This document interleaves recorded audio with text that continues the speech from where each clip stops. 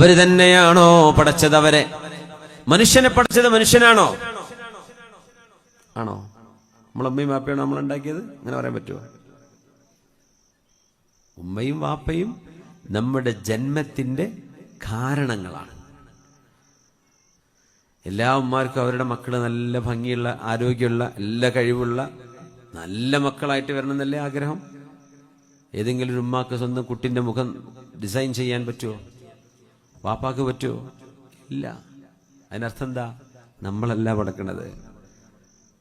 പിതാവിന്റെ sperm cell ഉമ്മയുടെ ഗർഭാശയത്തിലേക്ക് കടക്കാനുള്ള ഒരു കാരണം നിർവഹിക്കാൻ മാത്രമേ കഴിയുള്ളൂ. അവിടെ നിന്ന് അങ്ങോട്ട് നടക്കുന്നത് മുഴുവനും അള്ളാഹുവിന്റെ ഇടപെടലാണ്.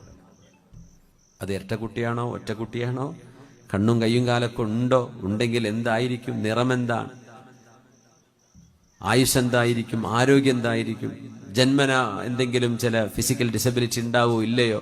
ഇതൊക്കെ അള്ളാഹുവിന് മാത്രമേ അറിയുള്ളൂ. സ്കാനിങ് ചെയ്ത് കാണേണ്ട സമയമാകുമ്പോൾ ഡോക്ടർമാർ പറയും ആ ജെൻഡർ മനസ്സിലാക്കി തരാൻ പറ്റും. ഇത് ബോയ് ആണോ ഗേൾ ആണോ? നമ്മളാണോ പഠിച്ചത്? നമ്മളല്ല. പിന്നെയോ? അപ്പൊ ആരാ? നമ്മളല്ല. ശാസ്ത്രമൊന്നുമല്ല മനുഷ്യനെ പഠിച്ചത്. ജീവനില്ലാത്തൊരു സാധനത്തിൽ നിന്ന് ജീവനെ എടുക്കാൻ മനുഷ്യന് ഇതുവരെ കഴിഞ്ഞിട്ടില്ല.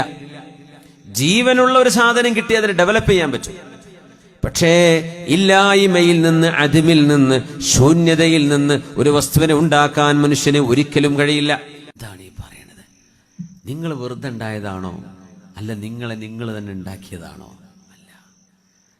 നമ്മൾ ഉണ്ടാക്കിയതാണെങ്കിൽ ജനനം മരണം ഡിസൈഡ് ചെയ്യാൻ നമുക്കൊരു അധികാരം വേണമല്ലേ? ഇന്ന ഡേറ്റിന് ഞാൻ ജനിച്ചാൽ മതി, ഇന്ന ഡേറ്റിനെ എനിക്ക് മരിക്കാൻ പറ്റൂ. നമുക്കൊരു അധികാരമില്ല. നമ്മൾ എപ്പോഴോ ജനിച്ചു, ഇനി നമ്മൾ ആഗ്രഹിക്കാത്തൊരു സമയത്തായിരിക്കും മരിക്കുക, അല്ലേ? സുബ്ഹാനല്ലാഹ്. ഈ മരിക്കുന്ന ഡേറ്റ് ഒന്ന് അള്ളാഹു അറിയിച്ചു തരാഞ്ഞത് ഭാഗ്യെന്ന. അതിന് മുമ്പ് തന്നെ മരിച്ചു പേടിച്ചിട്ട്. ഇനി ഭാഗവത്തീസല്ലേ ഉള്ളൂ എന്നൊക്കെ ആലോചിച്ചാൽ പിന്നെ എങ്ങനെ നിൽക്കുക? അത് അള്ളാഹു ഒളിപ്പിച്ചു വെച്ചതാണ്. അവിടെ കിടന്നോട്ടെ, ഒരു പ്രതീക്ഷ. എങ്ങനെ ആരൊക്കെയോ 100 കൊല്ലത്തിന്റെ മേലേക്ക് ജീവിച്ചേക്കണല്ലോ, അപ്പൊ അക്കൂട്ടത്തിൽ ഞാനുണ്ടാവുമെന്ന് വെറുതെ എല്ലാവർക്കും തോന്നും. എവിടെ? 60-70 ഉള്ളിൽ പോകും. പക്ഷേ ഒരു പ്രതീക്ഷയിലാണ് നമ്മളിങ്ങനെ ജീവിക്കുന്നത്.